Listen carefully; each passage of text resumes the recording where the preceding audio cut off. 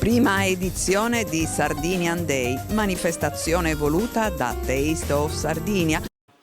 Buongiorno a tutti e benvenuti al primo show cooking della serata, anzi della giornata, di questa manifestazione Sardinian Day, che è stata un 3 giorni belli fitti di laboratori, eventi, show cooking, insomma è stato un bel valzer, insomma. Oggi abbiamo qui a farci questa dimostrazione Pierluigi Fais, a cui fa lui un caloroso applauso. Benvenuto Pierluigi. Cosa ci hai portato oggi? Sentiamo un po'. Dunque, oggi abbiamo portato un piatto abbiamo portato alcuni ingredienti della tradizione, poco conosciuta perché è tendenzialmente di un paese o comunque di una zona, che è il pane zicchi. Il pane zicchi è una sorta di Bonorva, giusto? Cioè sì, esatto, di Bonorva. Il pane zicchi, anzi, il pane zicchi di Bonorva. Dovrebbe essere anche un pat, quindi. E che è un pane, una sorta di pane carasau, pane pistocco, Posso farlo più girare? spesso del pane carasau. Posso farlo girare? Come no, sì. Vedete anche un po' che è composto da 2 parti. Prima avviene in doppia cottura, prima viene cotto e poi viene turrau, che appunto vuol dire tostato. Così lo vedete. Il pane cresce, si gonfia, come succede al pane carasau, poi il pane carasau viene diviso e viene ritostato. In questo caso non si divide e quindi poi quando si secca ha questa forma di panino, ma dentro è assolutamente vuoto. È composto da 2 parti, una più spessa e una meno spessa. Correggimi se sbaglio, dovrebbe avere anche lievito nell'impasto, giusto? Sì, c'è anche un po' di lievito. E quindi, dicevo, è composto da 2 parti, una più spessa e una più fine. Solitamente nella tradizione si preparava cotto come se fosse una pasta, anzi più come se fosse una zuppa, quindi veniva cotto nel brodo. Nel brodo, esatto.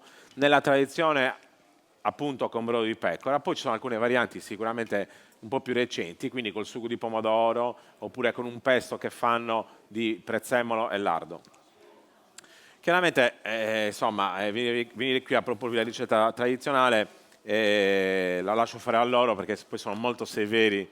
L'abbiamo portato a New York qualche mese fa e ci siamo divertiti a condividere la preparazione. Come l'hanno appresa questa cosa da New York? Di vedere un pane? No, era molto divertente. Obiettivamente non è una cosa che si vede tutti i giorni. La pasta in giro per il mondo comunque viene considerata la nostra pasta secca, la pasta fresca. Esatto. Vedere un pane che viene trasformato in pasta. Ma poi la cosa bella è che poi diventa proprio cioè sembra proprio pasta. Assolutamente. Okay.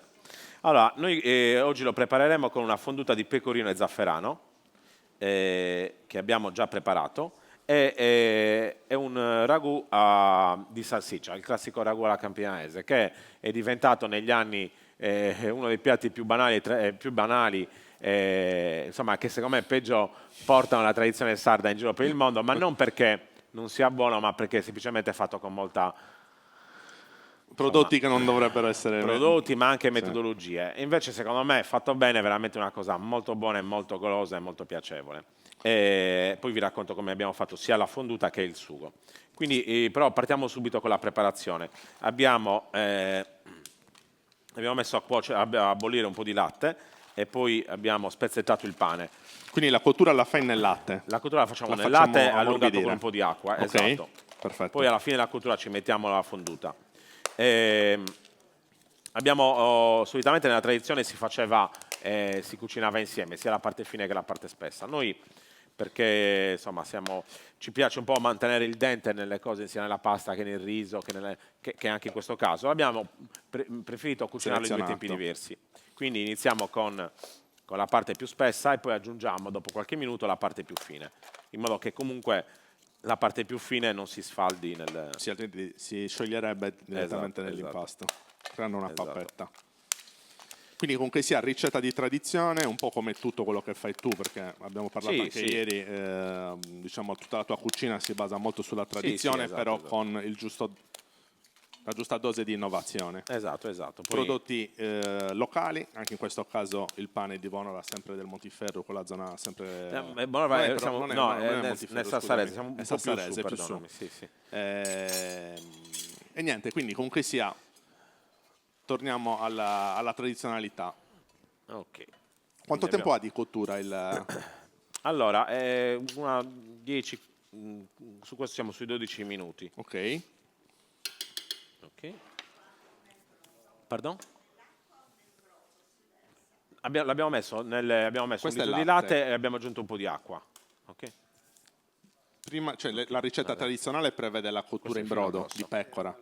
Invece nel suo caso la sta ammorbidendo nel latte e acqua. Qua è più, sì, dammi le parti più fine. per renderlo un po', perché comunque il brodo di pecora è molto più grasso, molto più importante anche a livello di sapori. Questo sicuramente risulta una cosa molto più delicata. Quindi lo facciamo cuocere e abbiamo poi, a parte preparato la fonduta di pecorino, che è preparata con un pecorino leggermente affumicato, però un pecorino a latte crudo abbastanza, non troppo stagionato, siamo sui 4 mesi di stagionatura. Vi racconto brevemente come si fa. Prendete il formaggio, lo tagliate a pezzi, lo potete anche grattugiare affinché sia più semplice, poi lo potete mettere in un pentolino, aggiungete la stessa quantità di latte, o di panna fresca, e fate in modo che prima arrivi a una temperatura di 70 gradi e poi o con un mixer a immersione o addirittura con un bimbi potete frullarlo e farlo diventare una fonduta perfetta. E poi alla fine, quando state finendo, aggiungete lo zafferano e questa fonduta prende un colore giallo. Mi raccomando, non a ebollizione, perché altrimenti poi si separa. Sì, si straccia, quindi tenetelo sempre sui 70 gradi. Sempre... Anche a bagnomaria, esatto, sì. Anche al bimbi, se avete il bimbi, programmate per 70 gradi, lo tenete alla velocità di 2-3 giri, poi quando arriva a quella temperatura gli potete dare 1 minuto alla massima velocità, in modo che comunque diventi una fonduta perfetta. Altrimenti un termometro se lo avete, oppure lo portate semi-bollore, poi lo spegnete, lasciate aspettare un paio di minuti, 5 minuti e poi, perché almeno a quella temperatura scende. Esatto. Poi invece il ragù, prima avevo parlato di ragù alla campianese, perché purtroppo è sempre è il classico piatto del malloredo con ragù alla campianese, che dico sempre purtroppo ha rappresentato, insomma, secondo me un po' il bivio della cucina sarda, da quando poi è passata a una cucina di tradizione a quando poi è stata un po', tra virgolette, mercificata, e a volte non sempre ha corrisposto alla qualità che era giusto rappresentare. Quindi il ragù noi lo facciamo con la salsiccia, in questo caso che facciamo noi, che viene prima tostata, poi rosolata con la vernaccia. Successivamente facciamo ridurre un po' di sugo, quindi i pelati li mettiamo a cuocere, li lasciamo a cuocere mezz'oretta. Successivamente li passiamo. E questo è importante, non bisogna frullarlo il sugo perché si spaccano i semini, ma bisogna passarlo col passaverdure. E questo è uno che comunque è una rottura di scatole. In casa devi lavarlo, sistemarlo, pulirlo. È molto più semplice invece un mixer a immersione frullare tutto, però chiaramente non sempre la via breve non è sempre quella. La passata. Anche la passata per me è un po' troppo dolce, quindi, e poi anche un sugo che ha bisogno della sua cottura affinché si amalgami bene con diciamo che per il sughi, comunque sia i pelati, è sempre la soluzione migliore, perché stiamo parlando di un pomodoro intero. La passata è un processo comunque. È un processo comunque, è un prodotto processato. Arriviamo già alla seconda, terza fase della lavorazione del pomodoro, quindi sì, buono, ma non eccellente. Esatto. Quindi, prego. Poi facciamo anche un soffritto. Volevo sapere, la cottura sono diverse, quindi dopo quanto si mette la parte fine? 3 minuti. Dopo 3 minuti? Esatto, più o meno 3 minuti. Sì, esatto. Poi a volte dipende anche dalla temperatura che raggiunge il fornello, insomma, da quanto. Ecco qua. La cosa bella è che poi sembrano quasi dei ciccioli di grasso, perché sì, ma è fine, sì. Okay. Dicevo del sugo. Nel frattempo quindi abbiamo preparato la salsiccia, abbiamo preparato il sugo, nel frattempo facciamo anche un soffritto di verdure. Per lo stesso motivo in cui raccontavo ieri, quindi siccome a volte le cotture e i punti di fumo degli ingredienti sono diversi, io preferisco fare i soffritti separatamente. Quindi abbiamo preparato un soffritto di verdure con carote, cipolle e sedano. Successivamente abbiamo unito le 3 parti e abbiamo mandato in cottura per almeno un'ora e mezza in modo che il sugo raffinasse. Raffinare significa che diventi un'amalgama abbastanza omogenea. Ve lo farei vedere dall'alto giusto per farvi capire. Dov'è te? No, dov'è? È più verso l'acqua. Alla fine della cottura, intanto nel soffritto potete mettere anche un po' di rosmarino, un po' di salvia. Poi alla fine della cottura potete anche aggiungere qualche profumo. Io metterei un po' di pepe nero, metterei anche qualche bacca di ginepro, qualche bacca di mirto si potrebbe mettere. Si possono mettere anche delle erbe più fresche tipo maggiorana, timo di montagna. Basilico, questo non ce lo metterei, però nel senso non voglio mai dare i limiti alla fantasia o alla... Sì, sicuramente. Ai gusti anche. Esatto. Però le erbe aromatiche fanno il loro. Perché poi alla fine del piatto questi sapori sono fondamentali per dare una ricchezza, una profondità di gusto. Esatto. Invece mi sono perso prima il passaggio lo zafferano lo metti dopo che è stata fatta la... No, non dopo. Gli ultimi, quando stiamo finendo pistilli direttamente dentro. Esatto, o pistillo in polvere, sarebbe meglio pistilli, anche lì... ovviamente si riesce a trovare il pistillo, si usa il pistillo per chi ha la fortuna di una delle cose divertenti a cui accennava anche prima Giampaolo è quello di riuscire... chiaramente dobbiamo usare un po' di equilibrio. Non possiamo chiuderci al mondo moderno perché altrimenti dovremmo diventare degli eremiti, dovremmo vivere da soli perché sarebbe veramente difficile e impossibile. Quindi l'equilibrio in questo caso è quello che ci può aiutare in una direzione di sensibilità, di equilibri, giusto Giampaolo? È molto difficile ripercorrere questa strada, però nel nostro piccolo ci possiamo provare e ci dobbiamo riuscire. Quindi anche quello di utilizzare gli ingredienti locali è fondamentale. Non è semplice, perché non è semplice concepire una cucina di questo tipo, anche solo se dobbiamo mangiare a casa. Poi le famiglie, poi il tempo che abbiamo, poi la rincorsa quotidiana che abbiamo tutti, è veramente difficile. Però chiaramente dobbiamo un po' darci un'occhiata e stare molto, molto più attenti rispetto a quello che abbiamo fatto in passato. Ecco, adesso, visto che ho usato la salsiccia che hai utilizzato è senza anice o con anice? Senza anice, no, quindi senza anice. Sì. Noi arriviamo dalla provincia di Oristanese, quindi l'anice la lasciamo ai cagliaritani. Quindi siamo... E infatti la domanda mia era proprio quella. Sì. Quindi comunque sia anche un bel po' di finocchietto ci potrebbe stare qua. Assolutamente, sì, assolutamente. Qualsiasi erba, anche quelle selvatiche, assolutamente. Poi non so, sei l'esperto di erbe spontanee e vuole darci qualche altra chicca sul... Va benissimo così. No, vabbè, lui è chi elabora il piatto, però gli abbinamenti molte volte anche dati da chi... Devo dire una cosa, con Giampaolo... Vi confrontate, ci siamo confrontati tanti anni fa, serve. Abbiamo parlato tanto, io ho fatto anche dei corsi con lui, cioè nel senso ho seguito i suoi corsi. Hai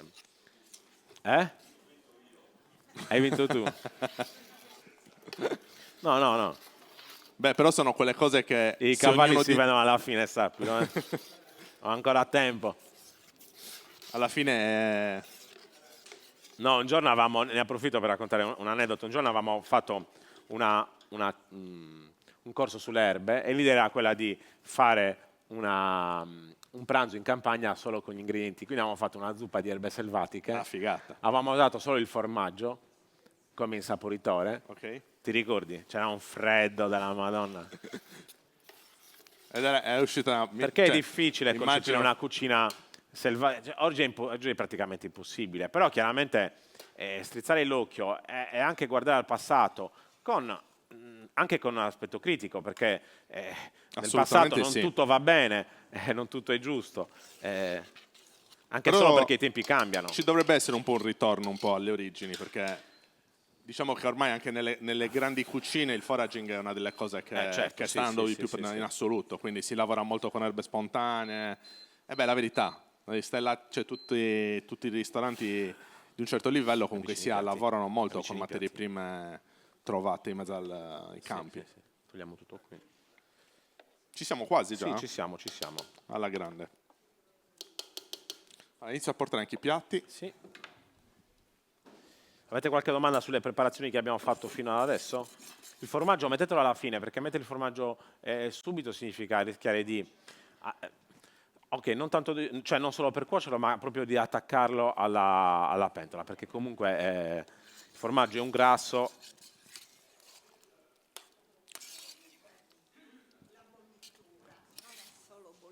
È proprio cuocere. Sì, in questo, allora, in questo caso sì, infatti la cottura potrebbe essere simile a quella di un risotto, ok? Nella tradizione viene cotta proprio in un brodo che poi viene servito nel piatto. In questo caso andiamo ad asciugarlo un po' di più. Ok, grazie. Sì, quindi fai una sorta di risottatura, tra virgolette. Sì. Non dobbiamo aver paura. Aggiungi piano piano i liquidi. Io dico sempre, non dobbiamo aver paura né di innovare quello che è la tradizione, e neanche di capire una tradizione che a volte, nella domanda che avete fatto prima, riferimento alla musica, chiaramente la tradizione indicava quello, perché quello era il fenomeno sociale del momento, quindi non bisogna rimproverare. Chiaramente adesso i momenti sono diversi, quindi bisogna interrogarsi e agire di conseguenza, però insomma senza per forza colpevolizzare.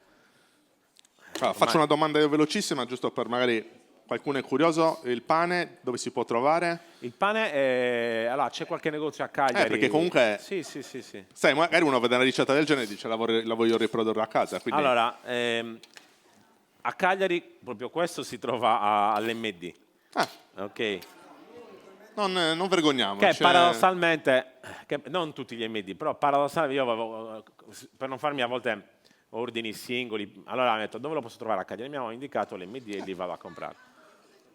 No, ma per certo. Esatto. Perché ormai quindi è una cosa strana, però prodotti sardi, non lo si trova nelle botteghe, ma a volte lo si trova nei discount. È un altro fenomeno strano, un po' folle di questa... Come la fregola, adesso...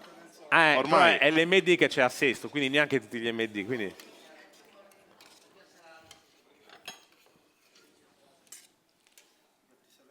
Chiaramente qui vi potete sbizzarrire in 1000 modi per la preparazione di questo piatto, con 1000 salse, 1000 ingredienti vari.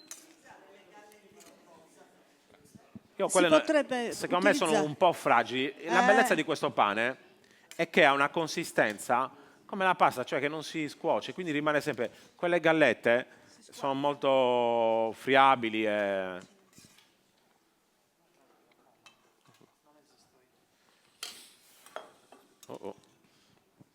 Tovagliolino. Dai. Allora, se abbiamo le forchettine, io inizio anche a mangiare? Certo.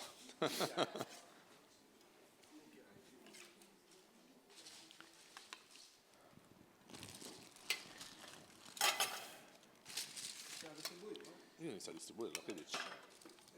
Se no si accumulano i fiati. Poi gioco.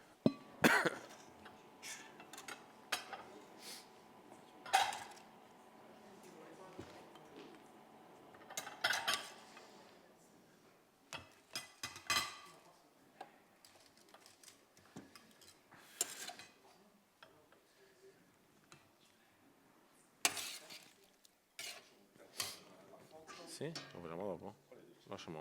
Lo faccio dopo. Lo lasciamo.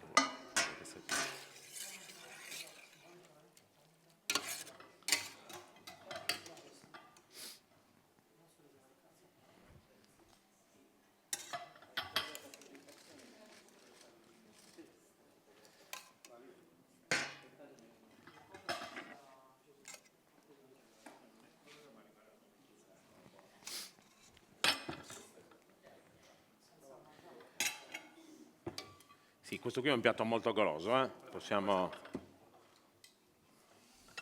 È un piatto molto caldo, un piatto di casa, un po', insomma... Confortante, si dice ora.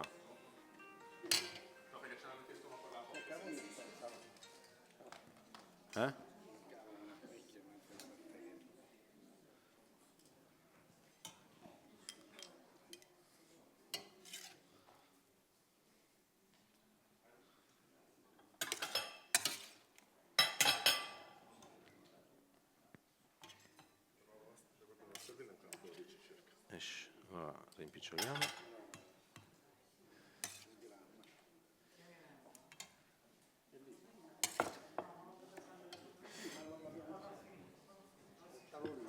quello, dallo Ivo, dallo quello lì. Capito Ivo, dallo pure quello lì.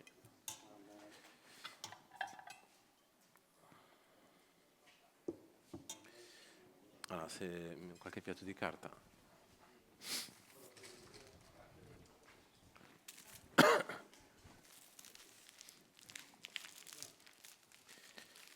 Il concetto di sostenibilità oggi, Giampaolo, il concetto di sostenibilità, come dicevi tu prima, oggi è insomma, è un concetto fondamentale, molto importante, ma anche difficile, bisogna parlarne. Il concetto di sostenibilità. No, bisogna dirlo assolutamente, no, è come hai detto tu, però non bisogna neanche essere, insomma... Esatto. Anche perché poi si rischia, come nel caso che ho citato prima della fruttariana, insomma...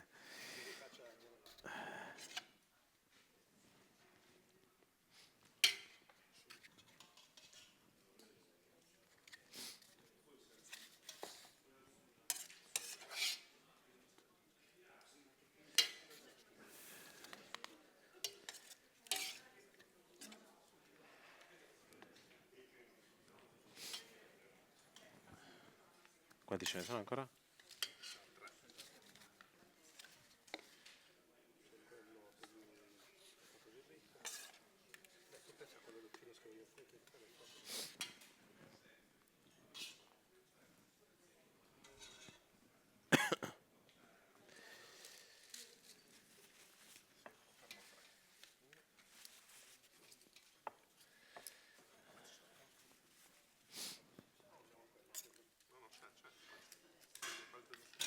Vediamo quello di piatto. Aspetta, ok.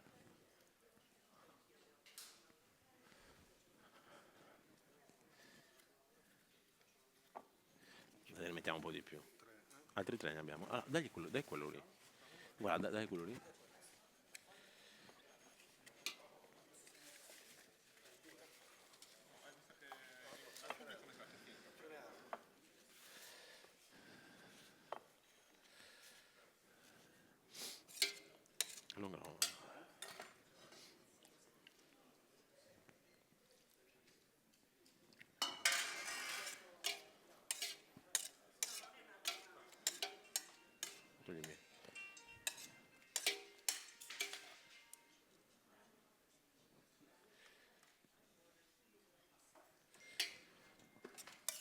Allora, mentre che...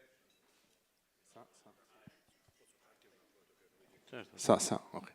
Nel mentre che Pierluigi finisce di impiattare, la signora mi ha domandato appunto anche di fare una piccola presentazione di Pierluigi per chi non lo conoscesse.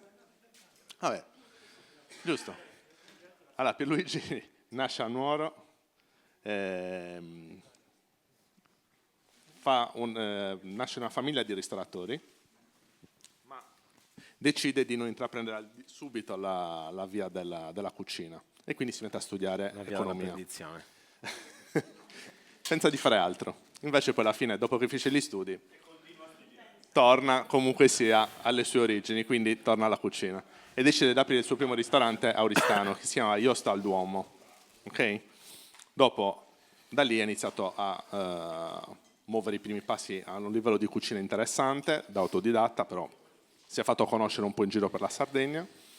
E poi da lì si è trasferito invece a Cagliari, dove ha aperto in primis una pizzeria, si chiama Frammento, non so se la conoscete, che ne approfitto per dirvi che da poco ha cambiato location, si è spostata, era sempre nel Corso ma si è spostata in una location nuova, molto molto più bella e molto più accogliente, che dovrete andare a visitare, Sì. sempre nel Corso Vittorio Emanuele. Poi al ristorante Iosto, l'ha aperto anche a Cagliari, e poi ha chiuso diciamo, l'offerta con Etto, che comunque sia un posto dove vende carni e fa anche lì piatti di cucina sempre legata al territorio, perché il fil rouge di tutte le attività di Pierluigi sono, come diceva lui, sostenibilità, materie prime di altissimo livello, tradizione, con la giusta dose di innovazione. Sostenibilità che ci tengo a dire che è un percorso, non è mai un arrivo. Assolutamente sì, è una cosa che va ricercata ma che va sempre aggiornata, cioè non è... Assolutamente sì. Detto così potrebbe essere tutto e niente, però... Esatto. Non è una cosa che va studiata e consolidata nel tempo. Anche perché se la concepisci a 360 gradi deve essere tutto sostenibile. Deve essere economicamente sostenibile, deve essere umanamente anche il locale sostenibile, stesso. anche per le persone Certo. che lavorano, per i clienti. Cioè... Sostenibilità è a 360 gradi. Esatto. La materia prima, ok, ormai siamo abbastanza... Però la sostenibilità, come dici tu, deve essere proprio anche a livello di attività, di personale che ci lavora all'interno. Deve avere tutto un suo equilibrio. Quindi questo è Pierluigi Fais. E farei un grandissimo applauso. Ti è piaciuto il piatto? Vedo che i piatti sono lì vuoti, quindi direi che... Io vi ringrazio. Dopo di me ci sarà un altro amico, un altro Michelangelo con il figlio, che vi racconteranno di salumi importanti, di salumi della tradizione, e anche lì chiaramente tanto ragionamento sul territorio, su quello che non che è giusto, ma su quello che sarebbe giusto ricercare, fare. Insomma, i suoi salumi sono un frutto non solo di carne, ma di tanti ragionamenti, di tante tradizioni e di una ricerca sempre al passo con il momento. Prego.